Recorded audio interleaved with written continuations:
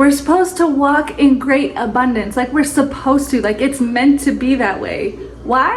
Why?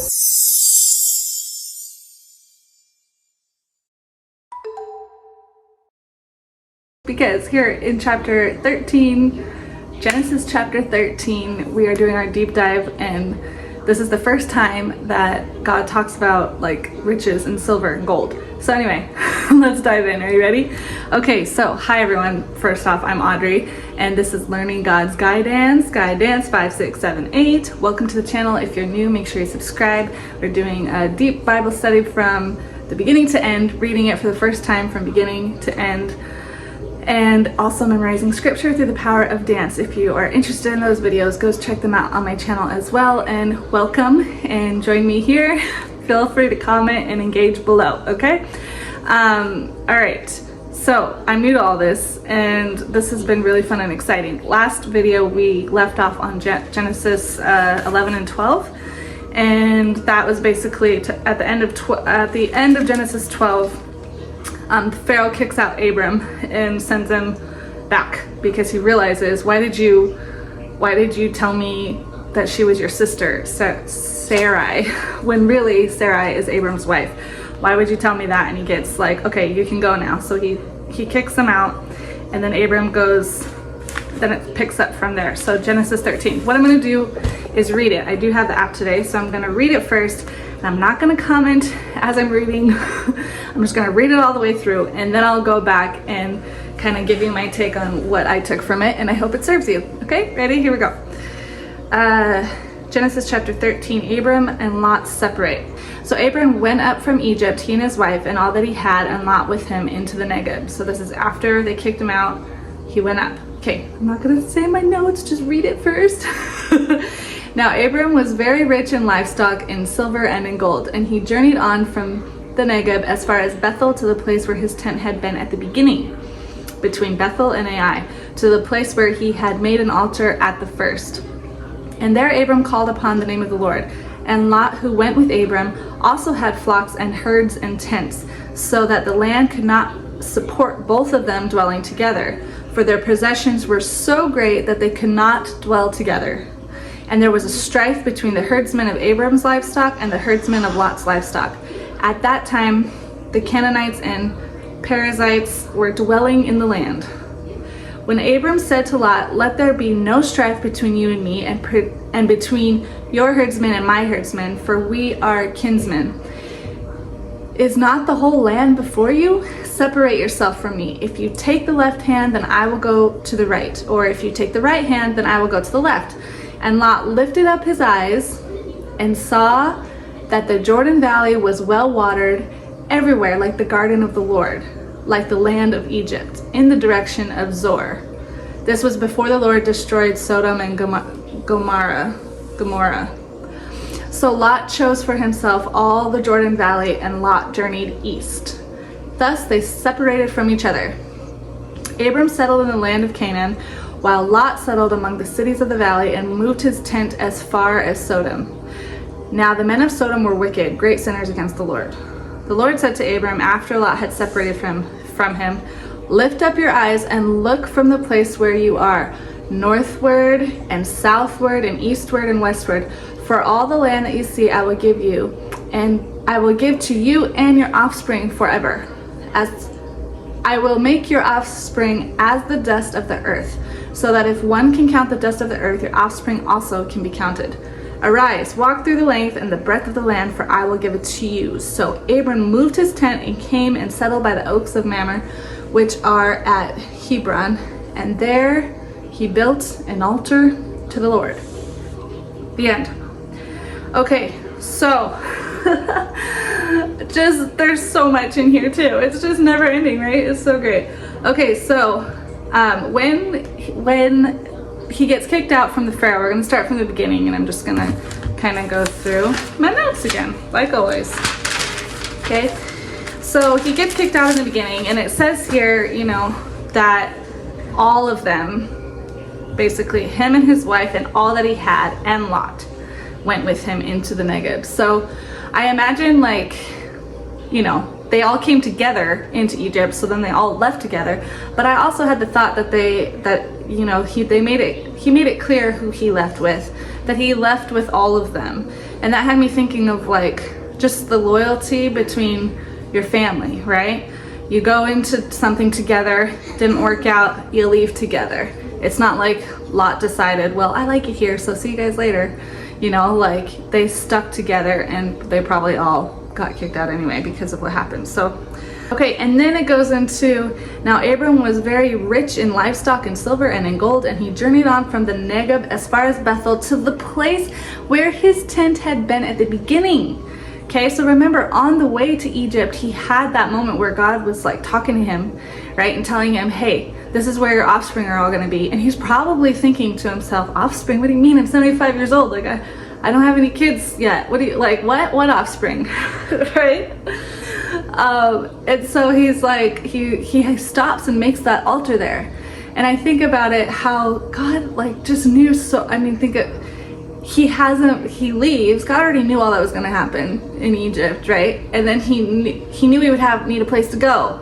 And he ends up going back to his promise to like go back to the place where between Ai and Bethel, right? Where you first made the altar. And so there Abram called upon the Lord. So it's like he's checking in, right? He's listening. He's totally listening. And the Lord is totally giving him these commands. And there Abram called upon the Lord. Okay, and Lot, who went with Abram, also had flocks and herds and tents. So he makes it very clear that both Lot and Abram had lots of possessions. Gold, silver, tents, herd, livestock. They had an abundance of what they needed. And there was nothing attached to it. Hi. We'll do preschool as soon as I'm done, buddy. There was nothing evil attached to having an abundance of these things that the Lord gave him. I mean, he did say he's gonna bless him, and he did, right? And so I just think of that when you hear all these negative connotations that come with being wealthy or having things and this and that. I think obviously the Lord probably gets into it more throughout scripture of just like, you know, that's not the end all be all, but it's okay to be blessed, and it's okay to walk and live in your abundance, you know? Anyway, okay, next. And because they had so many possessions, they couldn't go in the same place because there was just an overflow. Can you imagine? Like, we have so much stuff, we have so much gold and silver and things that like there's both of us here is not going to work. We need to expand.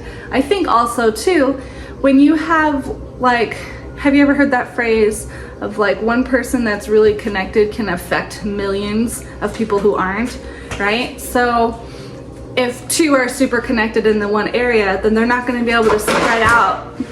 Oh, are you okay, bud? They're not going to be able to spread out to the masses to share the glory of God, right?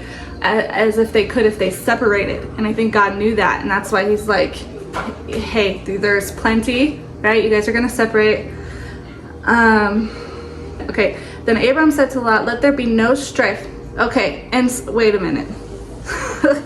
They all go back. Here it says, for their possessions were so great that they could not dwell together. Then it says, and there was strife between the herdsmen of Abram's livestock and the herdsmen of Lot's livestock. So they also knew like these two guys together is not going to work. They've got beef going on, right? So, and Abram takes note of that. Definitely takes note of that, because then he says after, what, baby? Hold on. Let's just sit there. Let me move this. Okay, there you go. That's important. That part's important because he makes, like, right after that, Abram says this to Lot. He takes note, right? He takes note of what he's witnessing between his herdsmen, and he says, let there be no strife between you and me, between your herdsmen and my herdsmen, for we are kinsmen. And I'm like, wow. That's just like a really wise thing for Abram, being Lot's uncle, right? Lot is his nephew. Let there be no strife between you and me ever. Like, we're blood related. We're kinsmen, right? And we're witnessing them not get along. We're not going to do that. So in other words, learn from people. When you see them not getting along, learn that's what not to do, right? We don't like that we see that. Let's make a pact here that we're not going to do that with each other, right? Like, there's so, you don't, I mean, obviously I think experience is the greatest teacher, but you don't always have to go through something yourself to witness somebody else learning something and take mental note, like, when you do this, XYZ happens, or that doesn't look so pleasant, right, to be arguing with people, so I'm going to show people that I love them, right? So we can learn things from things that are around us. You don't always have to be the one experiencing it to hands-on learn from it. However, I do feel like experience is the greatest teacher, but they are witnessing what that does, right, to people. So anyway, okay. Then he says, and the Lord said, is not the whole land before you? Separate yourself from me. If you take the left hand, then I will go to the right. Okay, so oh wait, Abram says this to Lot. Let there be no strife between you and me, and between your herdsmen and my herdsmen, for we are kinsmen. Is not the whole land before you? Separate yourself from me. If you take the left hand, then I will go to the right, or vice versa, right? If you take the right hand, then I'll go to the left. So Abram's basically, in all of this, he's being very wise. He's saying, we're not going to have beef between us. We're blood, we're relatives. And then, is not the whole land before you?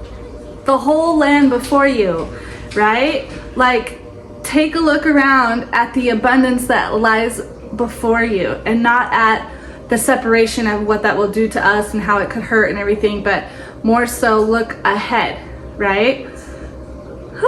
And then he offers, like, pick one.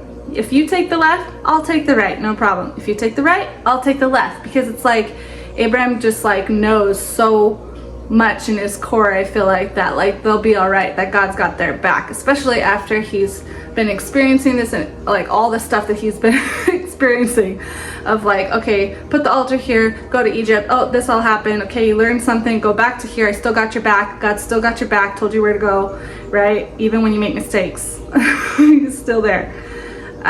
Anyway, and so now he's kind of, leading his nephew into remembering, hey, there's plenty, there's more than enough, we're gonna stay cool, and and so Lot, then moving on, and Lot lifted up his eyes, right? So he looked up, he looked ahead, he lifted up his eyes and saw that the Jordan Valley was well watered. So he had this perspective of it's well watered. There's more than enough water. It reminded him of the garden of the Lord, like the land of Egypt.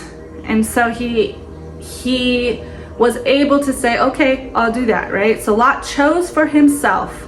He made the decision. Yes, living from that abundant mindset. Yes, I say yes, I choose this way. Right? And then he goes all the Jordan of the valley, and he journeyed to the east. And then he went, he acted, he did something. He didn't just decide and then sit there hoping something would change. He moved on it, right? Thus they separated from each other. Okay, so then keep going. Abram settled in the land of Canaan, while Lot settled among the cities of the valley and moved his tent so as far as Sodom. Now the men of Sodom were wicked, great sinners against the Lord. Okay, so now Lot's gone over there, and now the Lord says to Abram, after they had separated, same thing, lift up your eyes. Again, it says it twice in this chapter, lift up your eyes, right? Look up.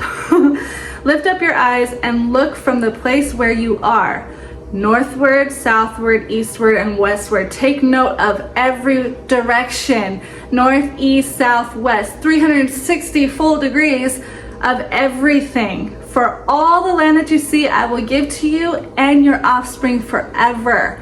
All of this land is yours. God is making another promise here. He's like, look around, take note, look ahead, look at all this land, visualize here, this is where all your offspring that you don't have yet, that you don't quite understand how you're gonna get, are gonna be. And I'm telling you, and I'm making this promise, right? Can you imagine? Abram's like probably so confused at the same time, like, what?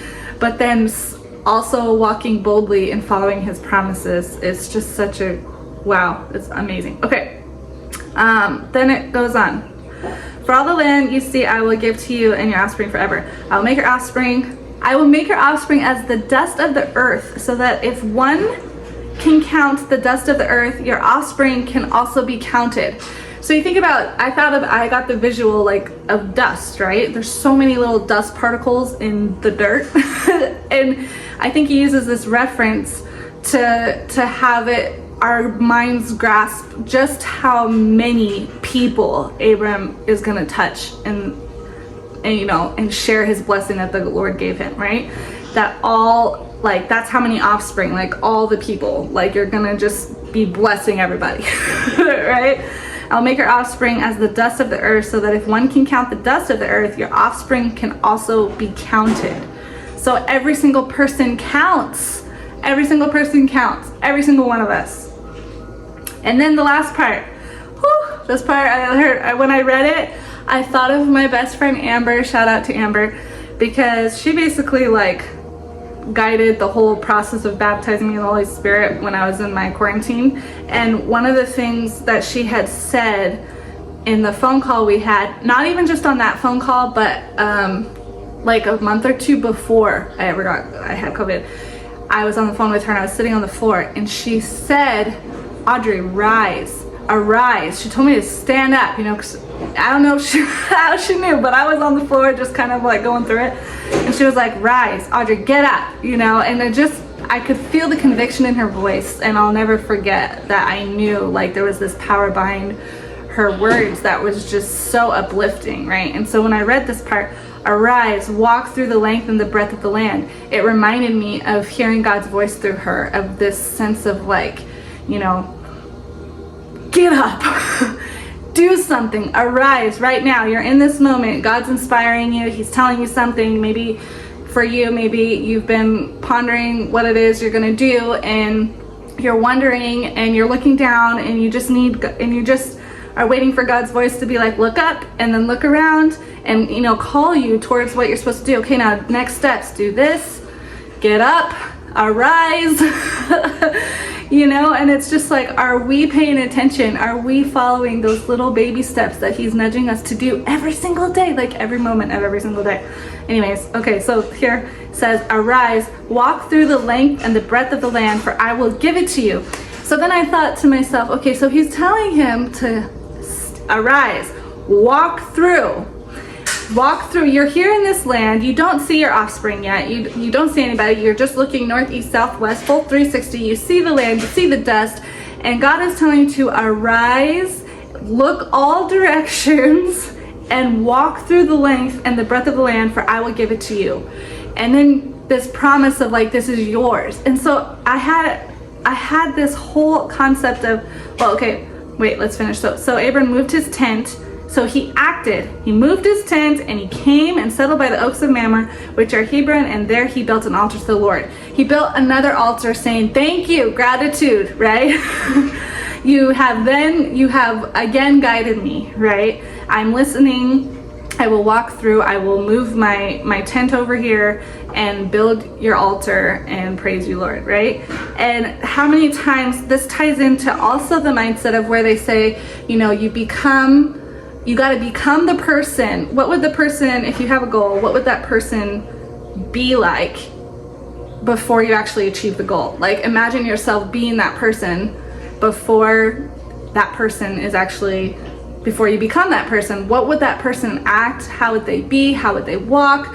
What would they say? How would they speak? All the things of how they would carry themselves ties into like, get into the feeling place of who that person is that you want to become, right? God is I feel like God is doing that with Abram here. He's just telling him what to do. Arise, walk through the length of the land, for I will give it to you. Look and visualize and see that your offspring are going to be here. Walk through, take an action. So he follows it, moves the tent over, and then says thank you. He gives thanks as if it's already done, even though there's no manifestation of it yet, even though he hasn't had a child yet.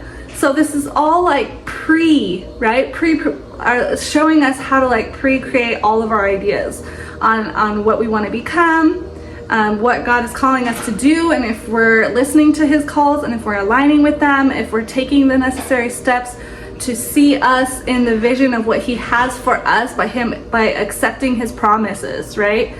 And I'm just it's just a whole nother way to say that, right? Become, imagine, visualize, get in the feeling place, trust, and take those small action steps and you're not going to know exactly how everything is going to unfold the way that he didn't know that when he got to Egypt that Pharaoh was going to kick him out.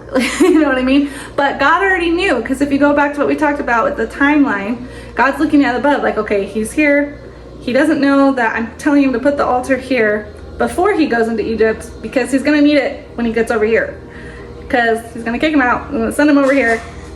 You know what I mean? Like, God sees everything, knows all. And so we get so fixated on what's happening in the moment. I made a rectangle. You did? I want to see. Okay, I'm going to come in a second. So like, we get so fixated on what's happening in the moment of it maybe not being what it is that we want, or we're just drilling the point in that we don't have what we're asking for yet, and all this stuff. And it's like, if we can kind of zoom out and get the aerial vision of like how God sees us, then we would just trust and know that everything's unfolding the way that it's supposed to. You know what I mean? Woo! Yeah, anyway, I really enjoyed this chapter. I felt like I felt it. I really felt it, and I hope you felt it. Whatever, I'm looking at my notes here, making sure I didn't miss anything, because I didn't even look at these actually. I just reread it and remembered, because that's how much this one sat with me, of just how powerful listening to stories that have such meaning, right? And there's such a moral lesson for all of us to take away from scripture. So I'm just really enjoying this process, and yeah, anyway, that's all I got. I hope this touched you. I hope it blessed you. Okay, wait. Before I go, I also wanted to tell this quick little story about what happened before I filmed the last video, Genesis 11:12. So I was filming that video, you guys, literally I was in my kitchen night, it was nighttime, I filmed it, right? And then right after, that was Sunday night, then right after in this group chat, somebody's like, oh, did you see XYZ of what was going on in this sermon that happened that day? And I was curious, and I was like, no, I didn't. So I watched the sermon, and it was Pastor Cal at Central and Queen Creek, and I kid you not, I had just turned off the camera of filming what my take was on Genesis 11:12, and then all that text messages happened, right? Got my attention. Another way of like God getting my attention, right? Through people. And so I look and I watch the sermon, and what do you know? He's talking exactly about chapter 12, verses 1-4 is what he was touching on. And the exact, like, I was like just he was going over the whole part about Abram, like God's promises, and promising things to Abram, and then Abram having to listen and leave his country, and that you're gonna have all these offspring, and that you're 75, and how you're gonna like, you're not even thinking about that probably, how are you gonna have kids? And I just thought to myself, wow, I had barely touched on what I had, that part of it. I had a whole different take on a different part of it that God was calling me to talk about, right? And so that also had me thinking, like, out of all sermons that he could have been preaching on, it was the very same chapter that I had just done the video on.